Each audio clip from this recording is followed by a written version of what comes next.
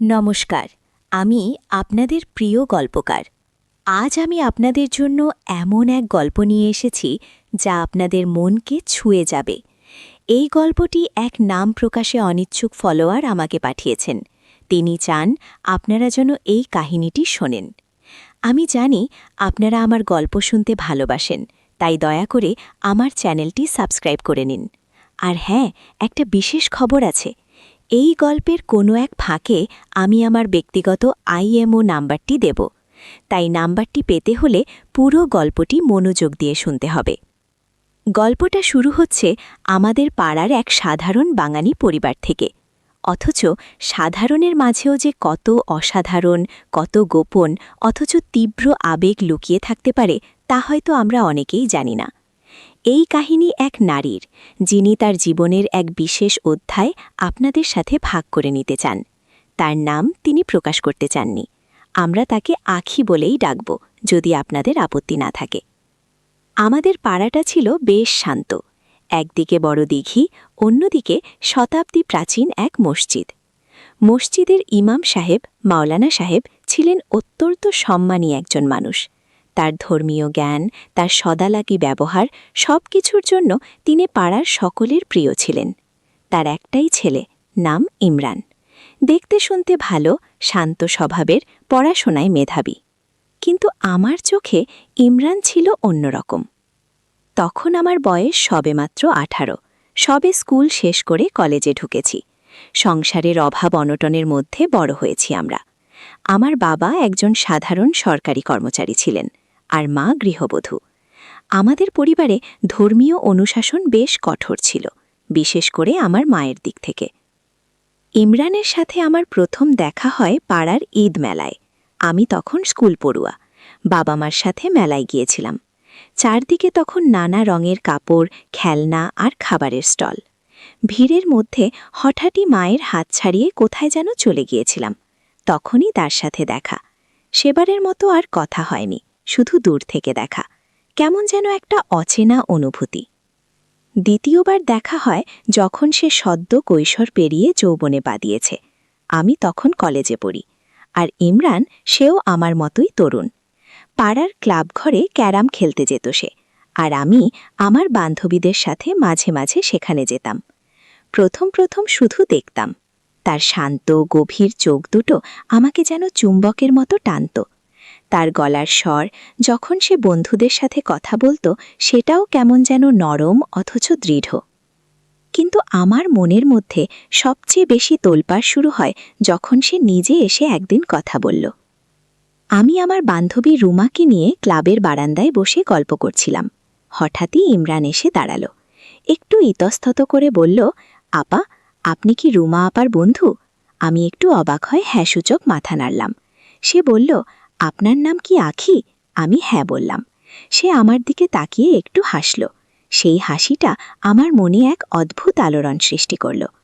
সেদিনের পর থেকে যতবার আমাদের দেখা হতো, আমরা দু চার কথা বলতাম। কিন্তু এই অল্প অল্প কথা, এই একটুখানি দেখা দেখি, এটাই আমার জন্য যথেষ্ট ছিল। ইমরান ছিল ইমাম সাহেবের ছেলে। আমাদের পরিবারে এমন সম্পর্ক ছিল কল্পনাতীত। আমার মায়ের তো প্রশ্নই ওঠে না। তিনি সবসময় বলতেন, ধর্মের পথে চলতে হবে, সব পাপ কাজ থেকে দূরে থাকতে হবে। কিন্তু আমার মন কি ধর্ম বুঝত? ধর্ম কি বুঝত সমাজের নিয়ম? আমার মন শুধু ইমরানকেই চাইত। আমার মনে আছে এক বর্ষার দিনে বাইরে মুষলধারে বৃষ্টি পড়ছে। আমি আমার ঘরের জানালার পাশে বসেছিলাম। মনটা কেমন যেন আনমনা। হঠাৎই দরজায় কড়া নাড়ার শব্দ। ভয়ে ভয়ে দরজা খুলতেই দেখি ইমরান দাঁড়িয়ে। বৃষ্টির জল তার চুলে, কাঁধে। আমার দিকে তাকিয়ে এক অদ্ভুত হাসি। সে বলল, তোমার সাথে একটু কথা ছিল। আমার বুকের ভেতরটা ধুকফুক করছিল। এত বৃষ্টির মধ্যে সে এসেছে। আমি তাকে ভেতরে আসতে বললাম। সে ঘরে ঢুকে দরজার ওপাশে দাঁড়িয়ে রইল। আমি তাকে বসতে বললাম, কিন্তু সে বসল না। বাইরে বৃষ্টির শব্দ, আর ভেতরে আমার হৃৎস্পন্দন। ইমরান বলল, আখি, আমি জানি এটা ঠিক না, কিন্তু... সে থামল। তার চোখ দুটো আমার চোখের দিকে। কেমন যেন এক অব্যক্ত বেদনা, এক গভীর টান। সে বলল, আমি তোমাকে... সে আর শেষ করতে পারল না। আমার মনে হচ্ছিল আমার দম বন্ধ হয়ে আসছে। আমি কি বলবো বুঝতে পারছিলাম না। আমার মনেও তো একই অনুভূতি, এই অসম্ভবের দিকে এত টান। কিন্তু আমি বলে ফেললাম, কি ইমরান? সে আমার দিকে আরও একটু এগিয়ে এলো। জানালার আলোয় তার মুখটা আবছা দেখা যাচ্ছে। সে আমার হাতটা ধরল। তার হাতের স্পর্শে আমার সারা শরীর কেঁপে উঠল। আমি তোমাকে ভালোবাসি আখি। কথাটা শোনার পর আমার মনে হলো আমি মেঘে ভেসে যাচ্ছি। এই নিষিদ্ধ অনুভূতি, এই অসম্ভবের টান, আমি কি বলবো? ধর্ম, সমাজ, বাবা মা সব যেন চোখের সামনে ভেসে উঠল। কিন্তু ইমরানের চোখের গভীরতা, তার হাতের উষ্ণতা আমাকে অন্য জগতে নিয়ে গেল। আমি কিছু না বলে শুধু ওর দিকে তাকিয়ে রইলাম। ও আমার হাতটা আরও শক্ত করে ধরল। ওর চোখে জল। সে বলল, আমি জানি এটা সম্ভব না, কিন্তু আমি তোমাকে ছাড়া বাঁচতে পারব না। সেদিন, সেই বৃষ্টির দিনে আমি প্রথমবার বুঝতে পারলাম প্রেম আসলে কি।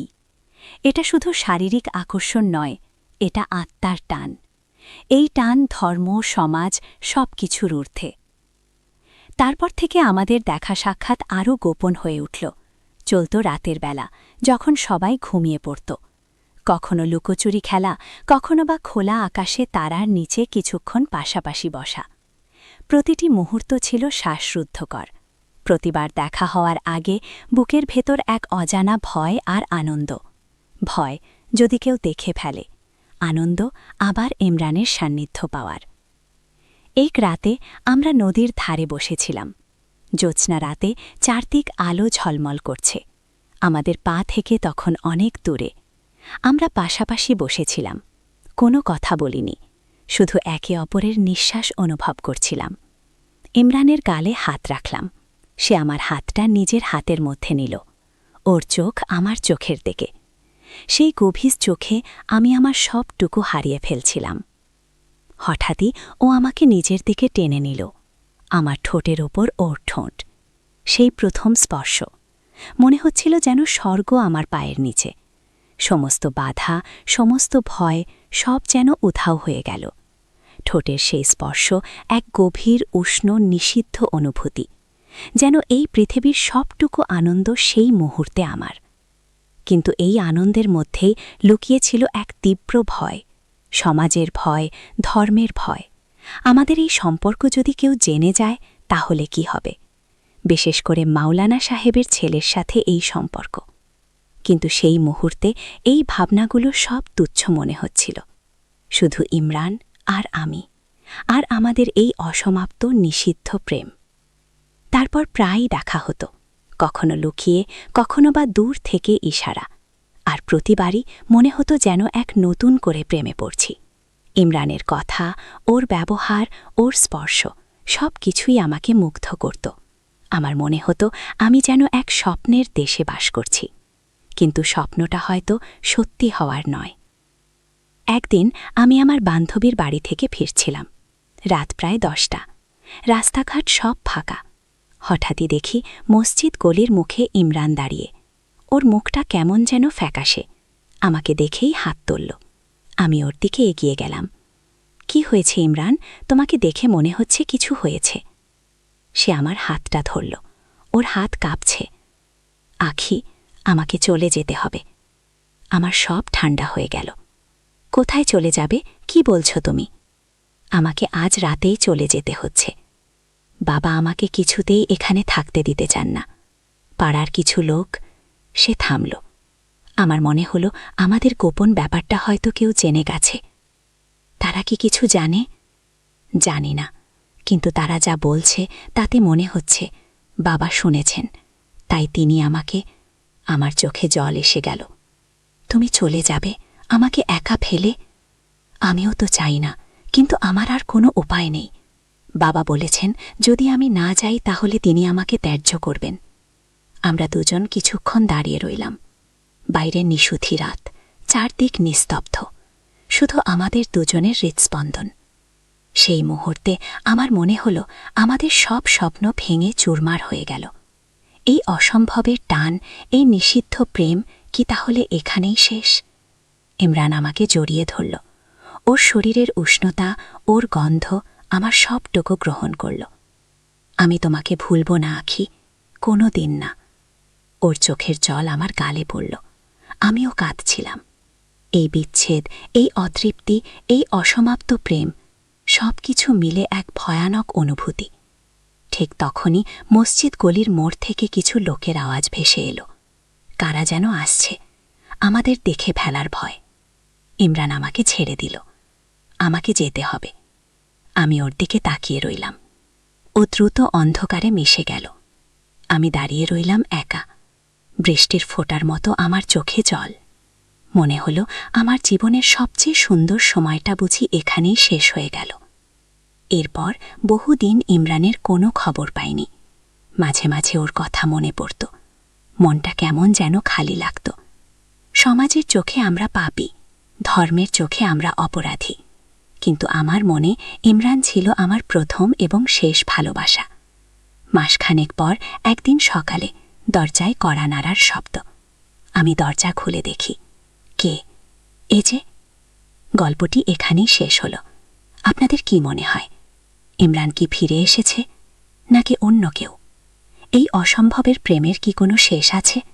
দ্বিতীয় পর্বের জন্য কমেন্ট করে জানান। আর হ্যাঁ, আমার চ্যানেলটি সাবস্ক্রাইব করতে ভুলবেন না।